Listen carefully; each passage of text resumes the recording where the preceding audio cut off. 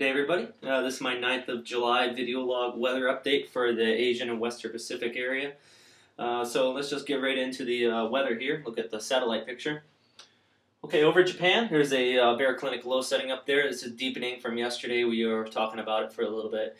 It's moving up to the northeast here, and as you can see here, a little S shape in the satellite picture on that low pressure is kind of showing that low developing even further due to the cold air advection coming in from the north and the warm air from the south there. And also over the Philippines, you can see that invest we were talking about yesterday, 93 whiskey. Looks like it's starting to become a little more disorganized than we originally anticipated.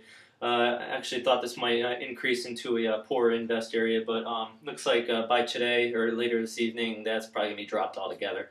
So something to watch, though, as this moves back into the South China Sea. It could increase in convectivity and bring some precipitation to the Vietnam coast, but I don't expect anything further than that. Okay, let's bring up the KMA chart as well here.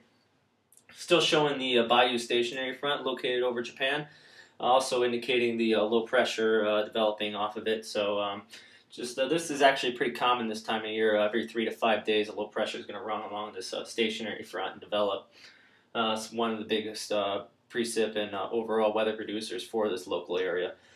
Also, I want to note, though, is that gradient just to the south of the stationary front is rather tight due to the interaction between that low and the Westpac high just to the south. So it's increasing winds locally here, actually pretty strong for today into tonight.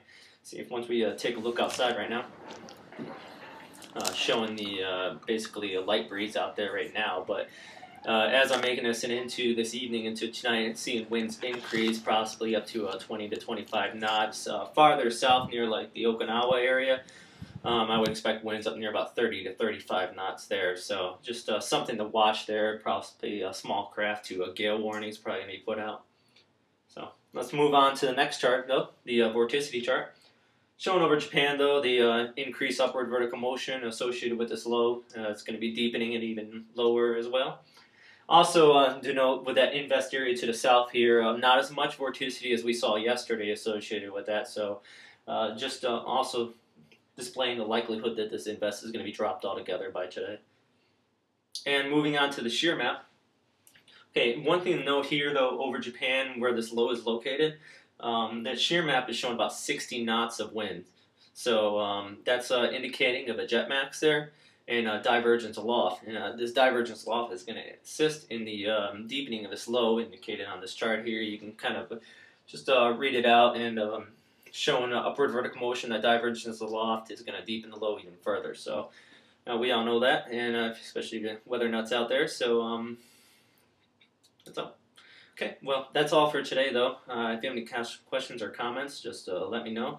And I hope you enjoy this. My first green screen video blog here, so still a little rough around the edges, but something to keep on working on. So thank you for all watching, and have a great day.